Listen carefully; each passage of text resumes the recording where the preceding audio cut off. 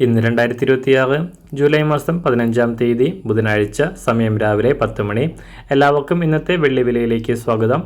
അന്താരാഷ്ട്ര മാർക്കറ്റിൽ വെള്ളിവില ഇന്ന് അല്പം ഉയർന്നിരിക്കുകയാണ്. ഇന്ന് രാവിലെ ഒരു ഔൺസ് വെള്ളി 58.38 $. സംസ്ഥാനത്ത് വെള്ളിവില തുടർച്ചയായി 4-ാം ദിവസവും മാറ്റങ്ങളില്ലാതെ തുടരുന്നു.